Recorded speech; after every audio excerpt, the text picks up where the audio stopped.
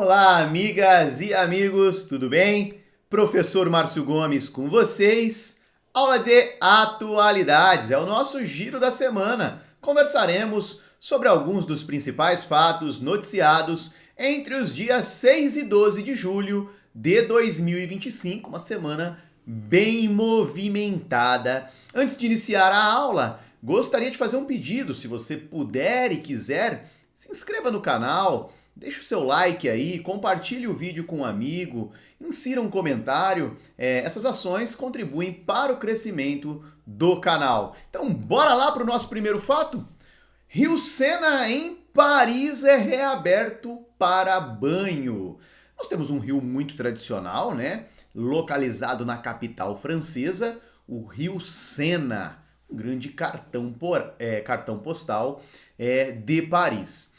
E chama a atenção que desde 1923 o Rio Sena estava fechado para banho, era proibida tal ação. E agora, em 2025, especificamente no mês de julho, nós temos a sua reabertura para banho.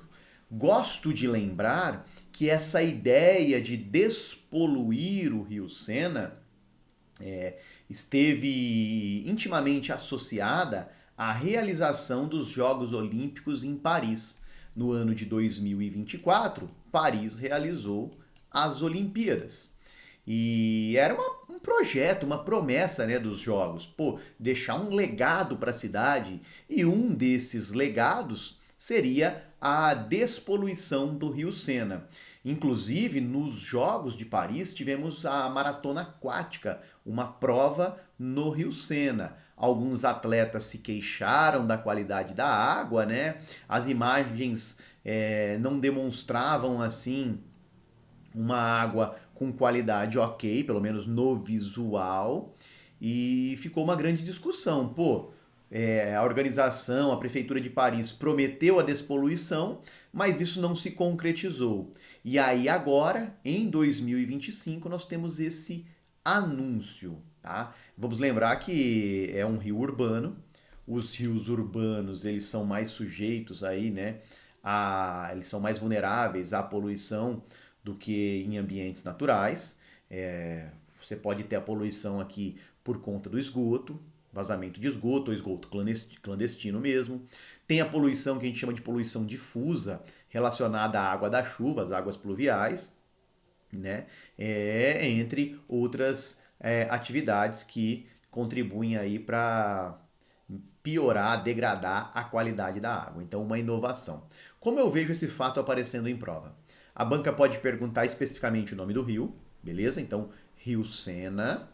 A banca pode perguntar o nome do município, o nome do país, então um rio tradicional em Paris, na França, tá? Ou a banca pode perguntar o que aconteceu em relação ao Rio Sena. Uma novidade associada ao Rio Sena, o que aconteceu? Aí vão aparecer alternativas mirabolantes e uma das alternativas abordará a reabertura para banho. Então, assinala aí, se você tiver a oportunidade de ir até Paris passear, coloca aí no roteiro já.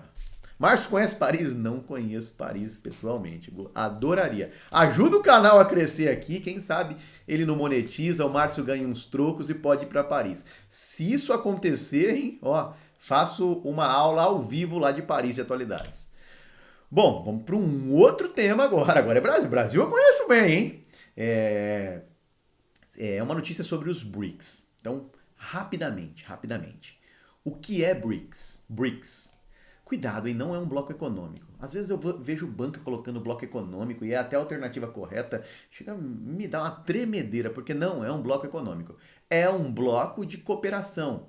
É um bloco de poder, um bloco de cooperação na área de infraestrutura, na área econômica, em área social, em área energética, tá? E o BRICS, ele nasce, eu sempre gosto de contar essa história, com uma concepção teórica.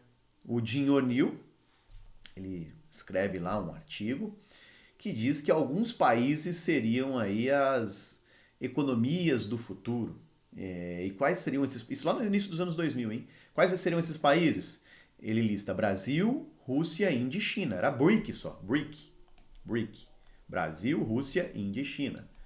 Então, países em desenvolvimento, países emergentes, que seriam as economias do futuro. Os líderes desses países pensam, caramba, se esse cara afirma isso, vamos dar um significado prático? E aí, lá em 2009, a primeira cúpula do BRIC. Os chefes de Estado se reúnem. Tudo bem? Aí, entre 2010 e 2011, nós temos o ingresso da África do Sul. Por isso o S, South África. Então, é um acrônimo. B de Brasil, R de Rússia, I de Índia, C de China e S de África do Sul. Esse é o BRICS.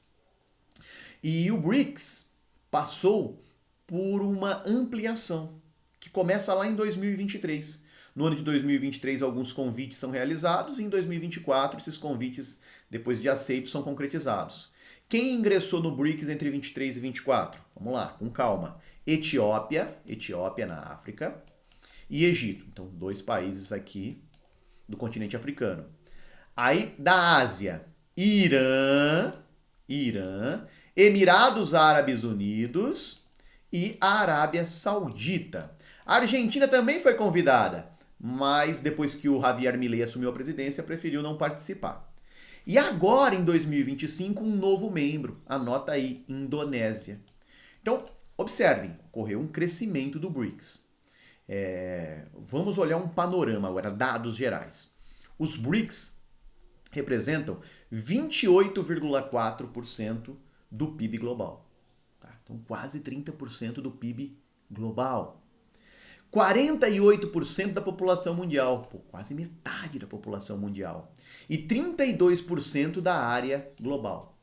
Então, esses 11 países juntos têm ali perto de 1/3 do PIB, um pouquinho menos, 28% do PIB, metade da população e 1/3 do território.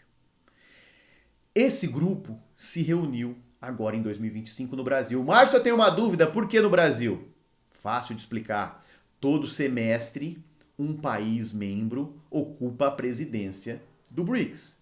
E quem presidiu o BRICS no primeiro semestre de 2025 foi o Brasil. Daí a reunião ser realizada aqui, especificamente na cidade do Rio de Janeiro. Anota aí, Rio de Janeiro. A banca pode perguntar isso. Qual cidade sediou a cúpula do BRICS no Brasil? Rio de Janeiro. Nessa cúpula, o Brasil passou, o bastão, quem assume agora a presidência é a Índia. O que tivemos de destaque nessa cúpula, na declaração final? A banca pode perguntar isso. Em questões inteligentes, vão trabalhar com a declaração final. Não vão perguntar o local, nem o nome do país. Essas são questões mais rasas. A questão mais inteligente vai falar, e aí? O que saiu da declaração final da cúpula dos BRICS? Ponto inicial. Reforma ampla da Organização das Nações Unidas. Os países do BRICS defendem uma reforma da ONU. Tá? Essa reforma, inclusive, passa por mudanças no Conselho de Segurança. Brasil e Índia querem uma vaga permanente no Conselho de Segurança da ONU. Hoje, só 5 países têm vaga permanente. Quais são esses países? Rússia, China, França, Reino Unido e Estados Unidos. Brasil quer uma vaga, a Índia também, no Conselho de Segurança da ONU. Esse foi um dos pontos. Segundo ponto, defendem a adoção de 2 estados ali no Oriente Médio, na região da Palestina. Então, a construção da Palestina e de Israel. Aqui é um aspecto interessante, tá? Porque o Irã é um país que nega a existência de Israel. Então, o Irã não concorda muito com essa declaração final, mas o grupo em si trabalha com essa ideia. E, por fim, o grupo repudia o ataque que o Irã sofreu de Israel e dos Estados Unidos. Que é uma outra observação importante que a banca pode perguntar. No início do evento, a imprensa trabalhou mais ou menos nessa perspectiva. Olha, é uma cúpula do BRICS esvaziada. Por que esvaziada? 2 presidentes muito importantes não estiveram aqui. Quem, Márcio? Vladimir Putin, presidente da Rússia. Mas é porque a Rússia está numa guerra? Pode ser, esse é um argumento, mas existe uma ordem de prisão emitida pelo Tribunal Penal Internacional contra Vladimir Putin. Se o Putin viajar a algum país que é signatário do TPI, ele pode ser preso. O Brasil é signatário, tá? Então, o Putin participou só por videoconferência, então não esteve presente. E o Xi Jinping, presidente chinês, não esteve presente. Então, ausências sentidas. Então, Márcio, uma cúpula esvaziada, beleza. Só que aí tivemos, eu tô falando bastante aí, né? Mas esse vício de linguagem. Vou melhorar, prometo. O presidente dos Estados Unidos, Donald Trump, tratou de evidenciar o evento. Por quê, Márcio? Veja bem. O Trump ameaçou os países que se alinhem ao BRICS com tarifa. É isso mesmo, tá? Trump diz o seguinte, olha, quem se alinhar à política do BRICS vai receber uma tarifa extra de 10%. Poxa, se o BRICS estava esvaziado, quando o Trump dá essa declaração, ele joga a cúpula lá para o topo do noticiário. Vamos lembrar que o BRICS cogita, isso não tem significado prático ainda, cogita, está no nível da ideia, da discussão, do talvez, criar uma moeda alternativa ao dólar para transações internacionais. Então a China que fala, opa, vamos achar um caminho aí alternativo ao dólar, tá? E isso incomoda um pouco os Estados Unidos. A crítica, né, aos ataques contra o Irã incomodaram os Estados Unidos. O BRICS também não é um grupo que bate palma para as tarifas do Trump.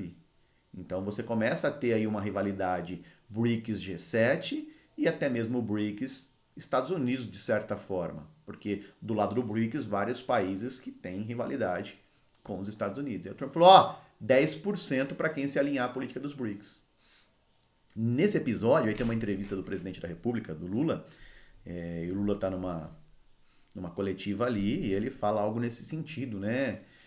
Cada um que cuida do seu nariz, que o Trump não tem que interferir no BRICS, algo nesse sentido também rolou. E aí de novo, hein, ó, vício de linguagem, a notícia talvez mais forte da semana no Brasil. Trump, presidente dos Estados Unidos, impõe tarifa de 50% sobre o Brasil. Márcio, eu não entendi, vamos lá. Nós temos várias empresas no Brasil, tá? Brasileiras, que exportam aos Estados Unidos. Então, esses produtos chegam lá nos Estados Unidos. Esses produtos brasileiros, ao ingressarem nos Estados Unidos a partir de 1º de agosto, segundo a promessa do Trump, receberão ali uma taxação de 50%. Então deve prejudicar as exportações brasileiras. Tudo bem? Mas por que o Trump fez isso? Tem muitas interpretações. Mas o Trump enviou uma carta ao presidente Lula. Ele fala que, em parte, a retaliação está vinculada a uma perseguição que é conduzida pelo judiciário brasileiro contra o ex-presidente Jair Bolsonaro. Ele cita Jair Bolsonaro. Seguinte, olha, há uma perseguição. Trump também fala que muitos americanos foram ameaçados aí pelo judiciário brasileiro em relação à liberdade de expressão. E logo a gente vincula aí pedidos de remoção de conteúdo nessas plataformas, né? Pedidos feitos pelo nosso judiciário. E, por fim, um terceiro ponto abordado por Trump é que, historicamente, o Brasil, as políticas comerciais do Brasil causaram déficits com os Estados Unidos. Então, os Estados Unidos têm déficit com o Brasil. Essa parte aqui que o Trump coloca, ela não condiz com a realidade, tá? É muito importante. Hoje, o Brasil é que tem déficit em relação aos Estados Unidos. Os Estados Unidos têm um superávit. Coloco para vocês aqui um gráfico. Até 2008, se você observar aqui, ó, perto de 2008, o Brasil vendeu mais do que comprou. Então o Brasil tinha superávit e os Estados Unidos déficit. De 2008 para cá, é o Brasil quem tem déficit. O Brasil compra mais dos Estados Unidos do que os Estados Unidos do Brasil. Tá, Marcia, aí o Brasil vai fazer o quê? Há quem defenda uma retaliação do Brasil, um revide, uma reciprocidade. Márcio, os preços daqui vão ficar mais caros no Brasil? Se o Brasil não revidar, em tese não, porque a tarifa é para os produtos brasileiros que são exportados, né, que chegam aos Estados Unidos. Então pode encarecer esse produto exportado pelo Brasil lá nos Estados Unidos. E logo isso atrapalha a nossa competitividade. Mas internamente não deve ter nenhuma mudança nesse sentido. Uma outra observação que eu gostaria de fazer foi uma semana de várias taxas do Trump, não só ao Brasil. Tá? Que talvez possa não ter essa argumentação, possa ser apenas um pano de fundo. E, na verdade, o Trump quer impor tarifas ao mundo mesmo. Porque a África do Sul recebeu taxação de 30%, a Coreia do Sul 25%, Japão, aliado dos Estados Unidos, 25%, União Europeia 30%, teve taxação ao México durante a semana, tá? Então, várias imposições contra a Sérvia de 35%. Beleza? Então, olho nesse fato, teremos muitos capítulos. Não deixa a sua paixão, convicção política atrapalhar o entendimento da notícia, porque eu olho aqui para questão de atualidades. Márcio, você tem opinião sobre isso? Tenho várias opiniões. Mas a banca especificamente, ela vai trabalhar com o que foi noticiado. Então o Márcio procura aqui reduzir o comentário ao que foi noticiado e como pode cair em prova. Suave, de boa. E o último tema da nossa aula envolve saúde pública. Casos de hepatite A aumentam 54% em 2024 no Brasil. O Ministério da Saúde demonstrou que em 2024, para cada 100 mil habitantes, nós tivemos 1,7 caso de hepatite A. É um aumento quando comparado com o ano anterior. Só para vocês terem uma ideia, entre os anos 2000 e 2024 foram mais de 174 mil casos. A hepatite é uma infecção, tá, que atinge o fígado. Entre os sintomas nós vamos ter dor de cabeça, febre, náusea, vômito. Nos casos mais graves, uma urina escura, o olho, a pele amarelada. Eu pausei rapidinho o vídeo porque deu uma crise de espirro. Então, num caso mais grave, a urina escura, o olho, a pele amarelada, né? E aí um ponto importante que talvez a banca aborde. Esse aumento de incidência tem uma mudança de padrão, tá? Entre as causas, os motivos. Porque o contágio, ele pode ocorrer por contato com água e alimentos infectados, né? Então tem a ver com saneamento básico, os casos de hepatite, mas também a transmissão acontece por relações sexuais, tá? Então o aumento de relações sexuais sem proteção ocasionou aí uma mudança no perfil de contágio de infecção.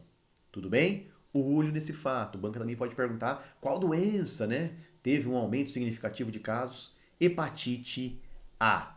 Galera, agradeço a companhia de vocês, desejo bons estudos, um ótimo aproveitamento do conteúdo e até o nosso próximo encontro. Um grande abraço.